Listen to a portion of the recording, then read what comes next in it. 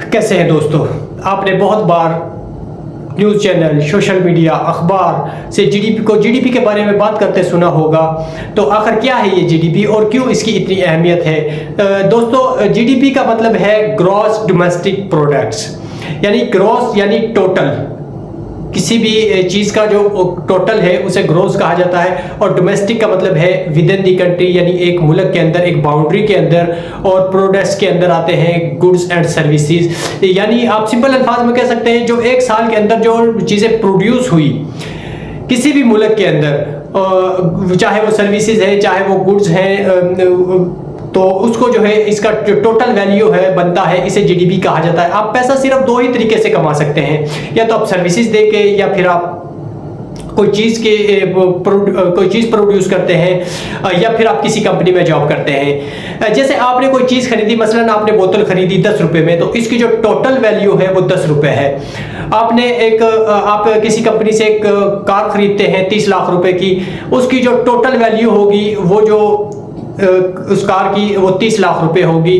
तो ये जो टोटल कास्ट होती है, जो एक साल के अंदर गुड्स और सर्विसेज की जो वैल्यू होती है, ये जीडीपी कहलाती है। मिसाल के तौर पे यूएसए की एक कंपनी पाकिस्तान में आकर अपना प्लांट लगाती है, वो कोई चीज़ प्रोड्यूस करती है, तो वो पाकिस्तान की जीडीपी में काउंट होगा, वो यूएसए की जीडीपी में काउंट नहीं होगा। इसीलिए हम इस चीज़ पर फोकस करते हैं कि मेड इन पाकिस्तान की चीज़ें ज़्यादा से ज़्यादा प्रोड्यूस हों। मिसाल के तौर पे हम किसी शॉपिंग मॉल में जाते हैं, तो कोई शॉप वहाँ पे कपड़े बेच रही है, कोई जो है शॉप बाल काट रही है, कोई सर्विसेज दे रही है, यानी हर फ्लोर पर कोई ना कोई गुड्स एंड सर्विसेज बेचे जा रहे हैं। तो साल के आखिर में जो इन तमाम चीज़ों का सम अप होगा वो इस शॉपिंग मॉल की जीडीपी कहलाएगी। सेम इसी तरह मुल्क के अंदर यानी बाउंड्री के अंदर की भी जीडीपी होती है, जो एक साल के अंदर गुड्स एंड सर्विसेज प्रोड्यूस करती हैं। पहली चीज़ तो यह कि जीडीपी की ज़रूरत ही क्यों पड़ी, क्यों इतने एफर्ट्स लगाए जा रहे हैं इसे कैलकुलेट करने के लिए। देखिए, अगर जीडीपी हर साल ऊपर जा रहा है तो इसका मतलब है कंट्री के अंदर प्रोडक्ट्स ज़्यादा से ज़्यादा हो रही है, मुल्क की मुल्क की इकोनॉमी अच्छी है, और जीडीपी नीचे जा रहा है अगर, तो इसका मतलब है कि मुल्क के अंदर गुड्स एंड सर्विसेज की जो प्रोडक्शन है वो कम हो रही है। कम सेलिंग होती है तो बिजनेसमैन कम पैसा कमाते हैं और बिजनेसमैन को इसमें लॉस होता है। और इसके अलावा जो जीडीपी की बेस पर ही गवर्नमेंट अपनी पॉलिसीज बनाती है, जो इकोनॉमिक पॉलिसीज होती हैं वो इसी बेस पर जो है बनाई जाती है। पूरे वर्ल्ड में यूएसए की जीडीपी नंबर 1 पर है।